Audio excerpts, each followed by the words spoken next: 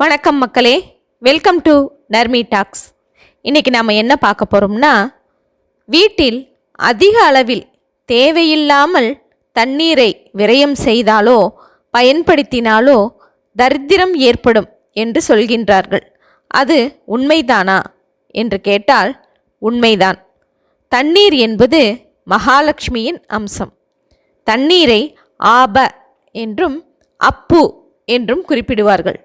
பொதுவாக தெலுங்கு மொழியில் அப்பு என்ற வார்த்தைக்கு கடன் என்பது பொருள். ஆக தண்ணீரை அளவுக்கு அதிகமாக செலவழித்தால் பொருட்செலவு என்பதும் அதிகமாகி வீட்டில் தரித்திரம் என்பது தாண்டவமாடத் தொடங்கிவிடும் என்று சொல்லுவார்கள் நமது பெரியோர்கள். எனவே எக்காலத்திலும் தண்ணீரை வீணாக்கக்கூடாது. அப்படி தண்ணீரை வீணாக்குபவர்கள் இல்லத்தில் தரித்திரம் வந்து சேருமாம்.